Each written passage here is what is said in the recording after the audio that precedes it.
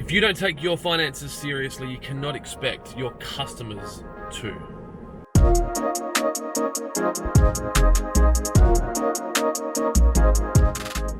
Good morning and welcome to In the Car with Clint. Today I want to talk to you about debt management and finance management from a incoming bills or incoming debt standpoint.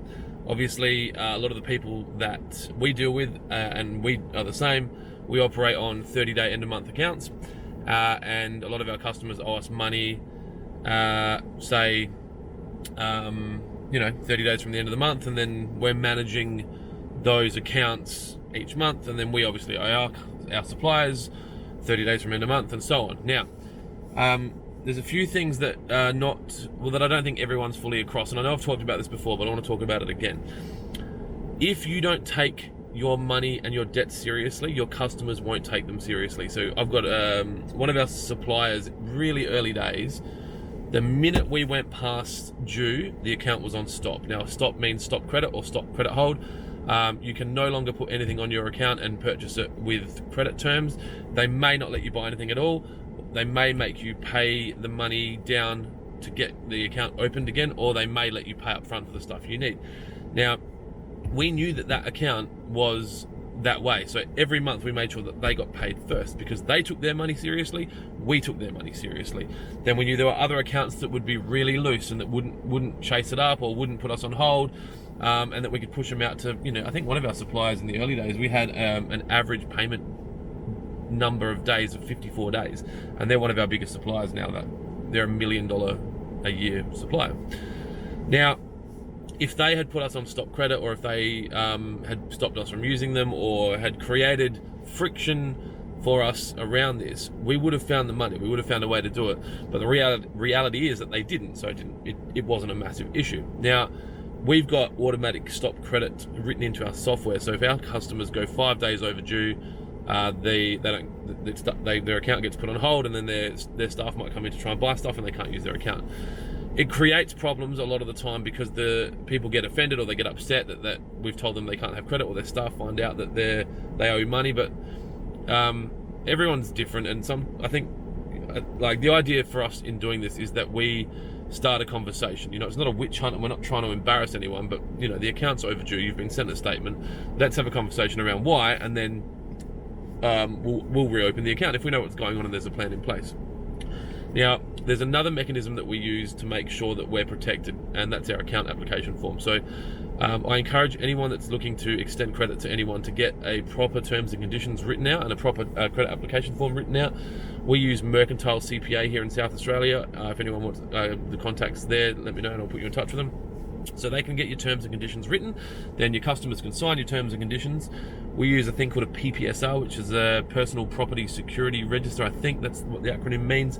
The idea is that you are registering your interest in in their debt, and in the event that they go bankrupt or go into liquidation, that you're higher on the list because you've registered your interest. So if you do a PPSR, you might be registered up there with the banks, whereas people that haven't done a PPSR are going to be fighting for cents in the dollar on what's left.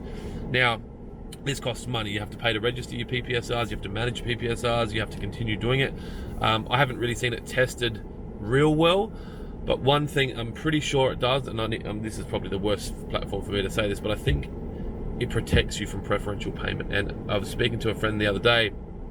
Preferential payment's one of these really horrible things where if someone goes broke and they've paid you money in the 6 months prior to going broke or declaring bankruptcy or going into liquidation, the liquidators will come back to you for the money that they paid you, and they will argue that they paid you as a preferential payment because they like you, or because they needed you in the future, or because whatever, they were your friend.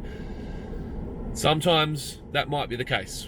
Most times it's because they were just making operational decisions to try and get themselves out of trouble, and they didn't know they were going broke because they were either naive or an idiot, for lack of better terms. Sometimes it's malicious, but most of the time it's not. So preferential payment can protect you from, if you're on the other side of that, the money goes back into a pool, and then you might get 20 cents in the dollar or 10 cents in the dollar of what they owed you. But if they paid you 100 grand in the last 6 months and you're fine, you're clear, they're coming back after you. I have to double check. I might I'll talk to my friend before we post this live, and we'll maybe get it written in the thing. But I think PPSR protects you. So, all right, I'm quickly gonna just jump in and fact check this one. I've just Googled it here on a website in Australia. Potential safeguards. The Corporation Act deems that preferential payments relate to transactions between a company and a creditor. This does not include payments that have been made by persons or entities other than the company in liquidation. The preferential payment provisions do not apply to creditors holding a valid or subsiding security over the company's assets, as in a secured creditor. So a secured creditors, in most cases, would be a bank or a financial institution. That's me just adding to that. Where the value of the security is greater than the payment amount. An interest of this nature, registered on the personal property security register would be protected from these provisions once the interest in the property once the interest is properly created and registered. So, if you want to protect yourself against preferential payment, you want to get your PPSR sorted out, but make sure that it's done properly, because it has to be in excess of the value that they owe. I think we might have ours set up incorrectly, so I need to go look at that. Anyway, back to the video. The bottom line for this is go find out what your legal obligations or your legal rights are, or the things that you can do to put in place to protect yourself. If you're a landscaper, a lot of the people that I deal with are landscapers, have a contract in place. Have a contract that stipulates that you will, if there's price rises from your suppliers, that you'll be passing them on. Have a contract in place that says you'll be charging incrementally throughout the period, so that you're not stuck with one large bill at the end.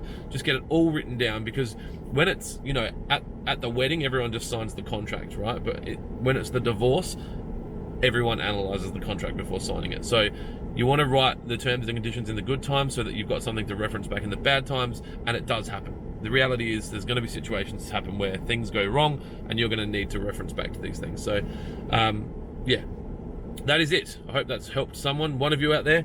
Again, I've said it before, if you've got something you want me to talk about, hit me up. I'm getting into the mid 200s or the early 200s.